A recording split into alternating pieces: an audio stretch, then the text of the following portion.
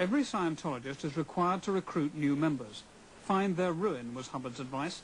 In other words, detect a personal problem that might be alleviated by a course of auditing. But sometimes recruitment is more indirect. Everywhere, Scientology reaches the public through its front organizations, some of them misleadingly named. Some are pressure groups campaigning on issues like mental health, which seems to obsess Scientologists. Others are controversial campaigns aimed at school children. And Scientology has others to help the unfortunate, like ex-offenders, and particularly drug users. Blackmail is a drug rehabilitation center. It's a front group for Scientology. It's designed to help people get off drugs, which it does successfully, but then it converts people from that into Scientology. They're taken off drugs. They're put onto a program to help them do better in life. The program is basically Scientology processing or training, and from there they are indoctrinated, and from there they're converted to a Scientologist.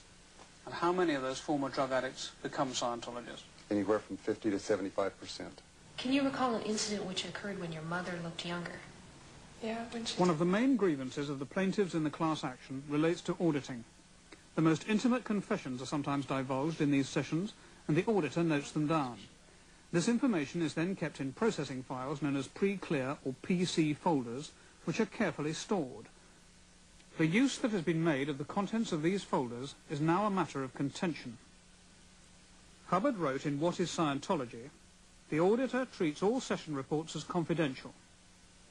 Item 22 of the Auditor's Code reads, "I promise never to use the secrets of a pre-clear divulged in session for punishment or personal gain." What is the policy of the Church on the use of information imparted during auditing sessions? It is to be kept completely confidential and sequestered.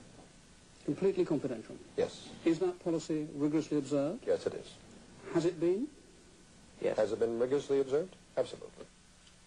But in the recent past, it was policy to cull people's files for damaging information.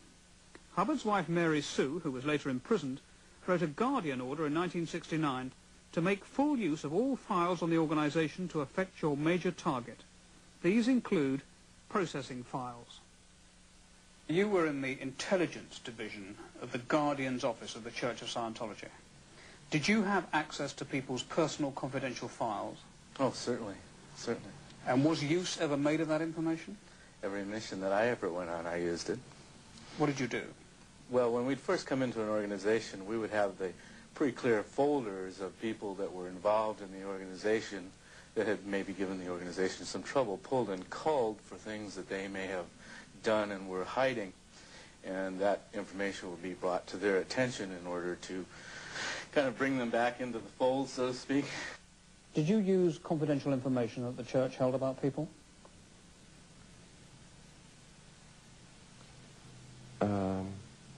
Yes.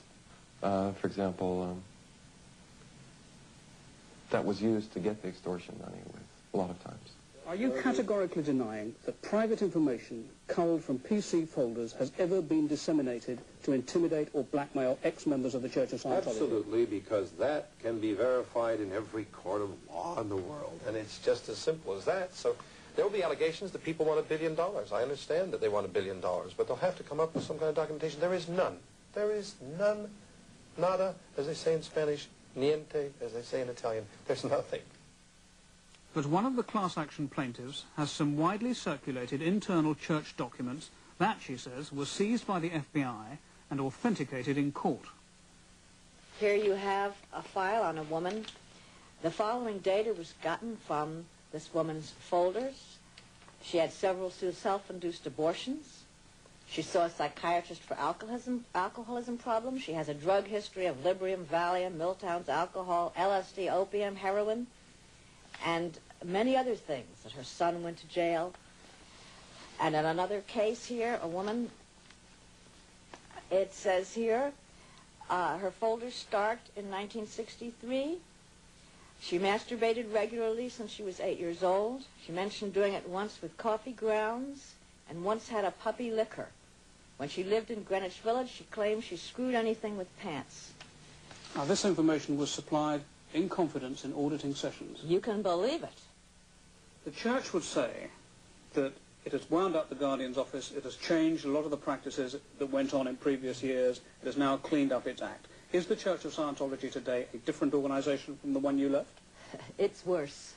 I know this because people come to me continuously and bring me the stories of the horrors that they're going through in present time up to even a few weeks ago.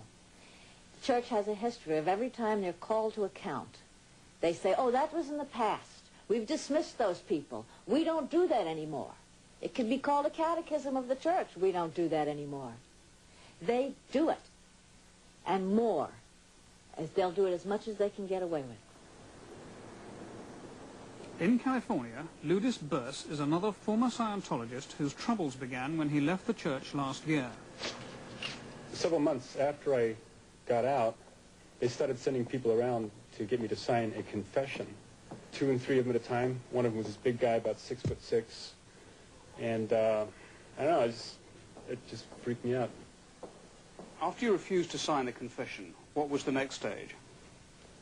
I got a phone call from a private investigator who worked for John Peterson, a Scientology attorney, and he said if I didn't come and meet with him to sign this confession, that he would go to the immigration authorities and get me kicked out of the country over some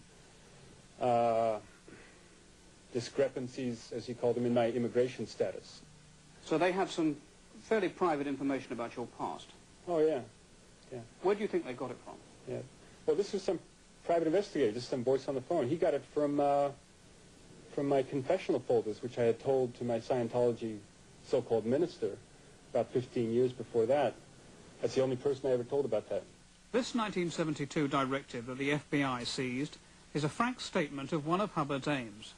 Item A, make money. Down the list, item J also reads, make money. Item K, make more money. And item L, make other people produce so as to make money.